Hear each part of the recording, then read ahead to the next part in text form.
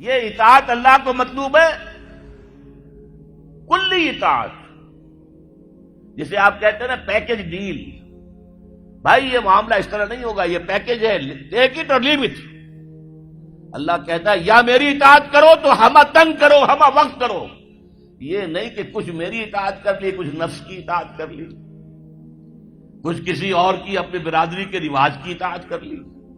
نہیں، یہ 20%، 30%، 33%، 50%، یہ اطاعت مجھے قبول نہیں ہے. میرے ہاں تو قبول ہوگی ہمہ تن، ہمہ وقت، ہمہ وجوہ، کامل اطاعت.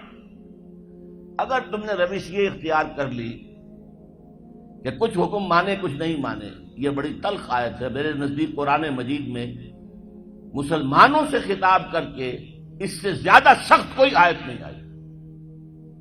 افتؤمنون ببعض الکتاب وتکفرون ببعض، کیا تم ہماری کتاب شریعت کے بعض حصے کو مانتے اور بعض کو نہیں مانتے؟ نماز کا حکم کس نے دیا؟ میں نے. نماز تم پڑھتے ہو. سود کی حرمت کا حکم کس کا ہے؟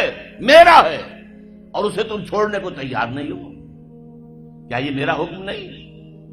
اگر میرا حکم نہیں مانے تو نماز کاہے کے لیے آتے ہو پڑھنے کے لیے؟ تمہاری نماز تمہارے منہ پر دے کر ماری جائے گی، تمہارا حج تمہارے منہ پر دے کر مارا جائے گا اگر حرام کی کمائی سے تم نے حج کیا.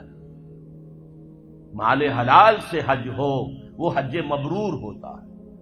حج مبرور وہ ہے جو اللہ کے ہاں حج قبول ہو جائے.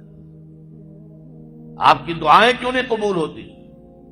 یاد کیجئے 1971 بہت سے لوگوں کو یاد ہوگا جب مشرقی پاکستان میں جنگ ہو رہی تھی تو کتنی دعائیں قنوت نازلہ مسجدوں میں پڑھی گئی ہیں. اے اللہ مدد کر، اے اللہ ان کافروں کو تہس نہس کر دے، اللہم شتت شملہم، اللہم مزق جمعہم، اللہم دبر دیارہم.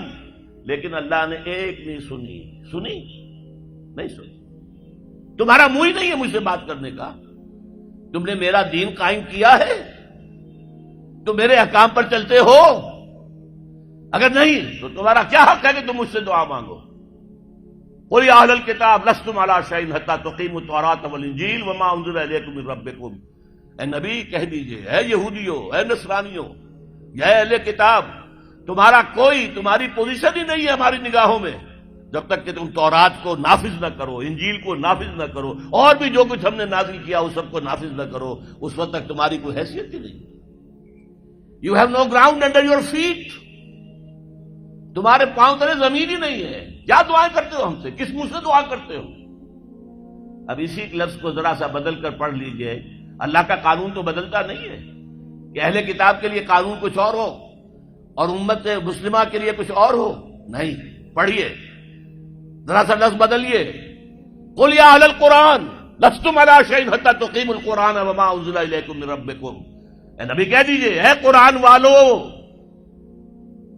تمہاری کوئی حیثیت نہیں، کوئی حقیقت نہیں، ہماری نگاہوں میں کوئی وقت تمہاری نہیں جب تک کہ تم قرآن کو قائم نہیں کرتے.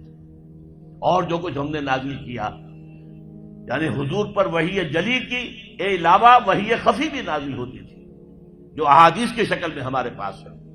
تو قرآن بھی ہم نے نازل کیا، قرآن نازل کیا، اس کو نافذ کرو، اور سنت رسول بھی ہم نے نازل کی ہے، اس کو بھی اطاعت کرو، اس کو مانو، اس کی پیروی کرو.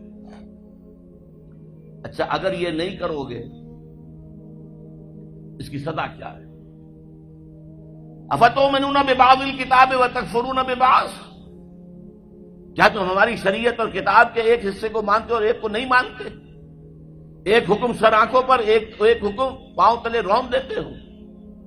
فما جزاء من یفعل ذلک منکم، تو کوئی سزا نہیں ہے ان کی جو یہ حرکت کریں گے تم میں سے، الا خزی فی الحیات الدنیا، سوائے اس کے کہ دنیا کی زندگی میں ذلیل و خوار کر دیے جاؤ. ویوم القیامت یردون الی اشد العذاب، اور قیامت کے دن شدید ترین عذاب میں جھونک دیے جاؤ. وما اللہ بغافل عما تعملون، جو کچھ تم کر رہے ہو اس کی حقیقت سے اللہ ناواقف نہیں ہے، بے خبر نہیں ہے.